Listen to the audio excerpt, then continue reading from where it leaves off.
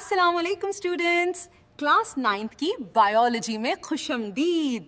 चलिए सीखना शुरू करते हैं।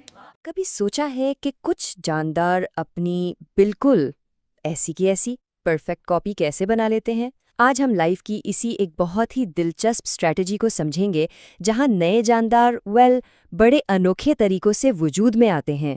तो चलें शुरू करते हैं। एजेंडा बिल्कुल सीधा सा है। पहले हम समझेंगे कि रिप्रोडक्शन यानी तौलीद है क्या चीज़। फिर देखेंगे कि बिल्कुल छोटे छोटे सिंगल सेल जानदार अपनी नस्ल कैसे बढ़ाते हैं। उसके बाद पौधों की अजीबोगरीब दुनिया में जाएंगे और आखिर में इन सब को जोड़कर कुदरत में क्लोन्स के कॉन्सेप्ट को एक्सप्लोर करेंगे। ओके, तो सबसे पहले इस बुनियादी बात को समझ लेते हैं जहां से सारी कहानी शुरू होती है। लाइफ अपनी नस्ल आगे बढ़ाने के लिए दो मेन रास्ते इस्तेमाल करती है और इन दोनों में फ़र्क जानना बहुत ज़रूरी है। तो फ़र्क बिल्कुल साफ है।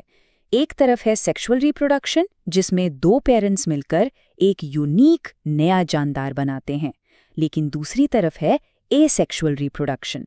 यहाँ सिर्फ एक ही पेरेंट होता है और वो अपनी बिल्कुल हूबहू जेनेटिक कॉपी तैयार करता है। आज हमारा फोकस इसी दूसरे तरीके पर है। तो चलें सबसे सिंपल, सबसे बुनियादी तरीके से शुरू करते हैं। ये एक ऐसा प्रोसेस है जो माइक्रोस्कोपिक लेवल पर हर वक्त हमारे इर्द गिर्द हो रहा है। इसे कहते हैं बाइनरी फिशन। सादा लफ्जों में एक का दो हो जाना। बाइनरी फैशन, इसका लफ्जी मतलब ही है दो में तकसीम, और ये वाकई इतना ही सीधा सा है। बस तसव्वुर करें कि एक सेल है, वो थोड़ा लंबा होता है, अपने अंदर की हर चीज की एक कॉपी बनाता है और फिर फट बीच से दो हिस्सों में टूट जाता है। बैक्टीरिया के लिए तो यही सबसे कॉमन तरीका है अपनी आबादी बढ़ाने। ये देखें, इस इमेज में ये पूरा प्रोसेस स्टेप बाय स्टेप दिखाया गया है। सबसे पहले सेल के अंदर जो जेनेटिक मटेरियल है यानी डीएनए, वो डबल हो जाता है, अपनी कॉपी बना लेता है। फिर ये दोनों कॉपी सेल के अलग अलग सिरों पर चली जाती हैं और बस आखिर में सेल बीच से पिंच होता है और दो बिल्कुल आइडेंटिकल नए सेल्स बन जाते हैं।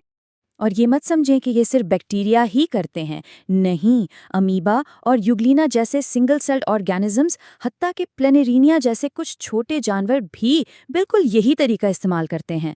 मतलब ये कुदरत की एक बहुत ही कामयाब स्ट्रैटेजी है।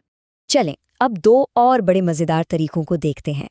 एक है बडिंग, जहां एक नया जानदार सीधा अपने पेरेंट के जिस्म से ही फूट पड़ता है, और दूसरा है स्पोर्स का इस्तेमाल, जो बिल्कुल लाइफ के छोटे छोटे मजबूत बीजों की तरह होते हैं। बडिंग का कॉन्सेप्ट वाकई बहुत कूल है। इसमें होता यह है कि पेरेंट के जिस्म पर एक छोटा सा उभार, एक बड निकलना शुरू होता है। फिर ये बड आहिस्ता आहिस्ता बड़ा होता है और एक पूरा नया ऑर्गेनिज्म बन जाता है। अब ये नया जानदार या तो अलग हो जाता है या फिर अपने पेरेंट के साथ ही जुड़ा रहता है। इसकी बेहतरीन मिसालें हैं यीस्ट और हाइड्रा। ये देखें, इस तस्वीर में यीस्ट सेल को देखा जा सकता है। एक छोटा सा बड निकल रहा है, वो बड़ा हो रहा है, और इंटरेस्टिंग बात यह है कि इस नए बड पर भी आगे जाकर और बड्स बन सकते हैं, और इस तरह देखते ही देखते एक पूरी कॉलोनी बन जाती है। अच्छा, अब आते हैं स्पोर्स पर। इनको ना लाइफ के छोटे छोटे टाइम कैप्सूल समझ लें।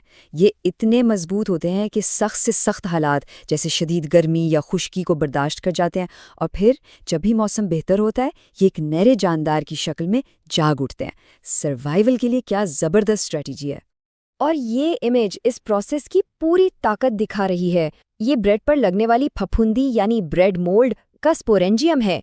ये जब फटता है ना, तो हजारों लाखों स्पोर्स हवा में बिखर जाते हैं, और इनमें से हर एक स्पोर, हर एक में ये सलाहियत है कि वो एक पूरी नई मोल्ड कॉलोनी शुरू कर दे।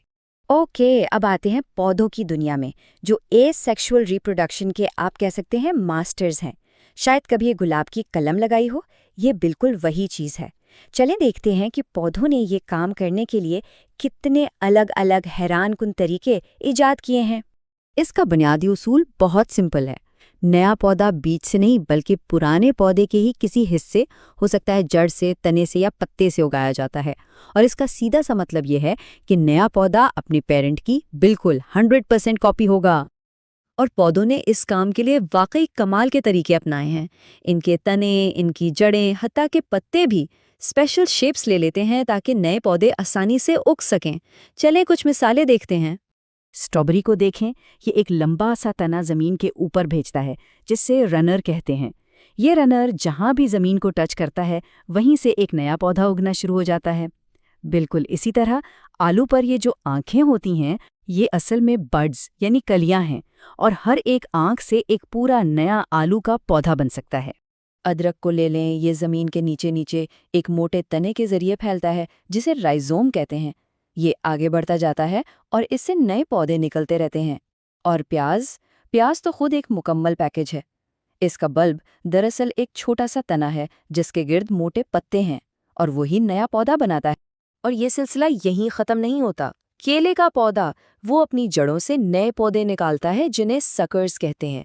लेकिन शायद सबसे हैरानकुन मिसाल ये पत्थर चट का पौधा है। इसका पत्ता अगर टूटकर जमीन पर गिर जाए ना तो इसके किनारों से ही छोटे छोटे नए पौधे निकलना शुरू हो जाते हैं। कमाल है ना? तो हमने देखा कि एक छोटे से सेल से लेकर बड़े बड़े पौधों तक कुदरत अपनी एग्जैक्ट कॉपियां बनाने के लिए कितने ज़बरदस्त तरीके इस्तेमाल करती है। अब इन सबको एक साथ रखकर देखते हैं कि इनमें कॉमन क्या है। चाहे वो बाइनरी फिशन हो, बडिंग हो या पौधों का कोई भी तरीका, इन सब का एंड रिजल्ट एक ही है। एक ऐसी औलाद जो जेनेटिकली अपने पेरेंट की 100% कॉपी हो। दूसरे लफ्जों में एक नेचुरल क्लोन। तो आखिर में ये एक बहुत बड़ा सवाल पैदा होता है, अपनी ऐसी परफेक्ट कॉपी बनाना कब फायदे की बात है और कब ये एक बहुत बड़ा रिस्क बन सकता है? ये वो सवाल है जो इवोल्यूशन की पूरी कहानी का एक अहम हिस्सा है। इस पर सोचने के लिए एक बेहतरीन point. Join us and register now for online transformation.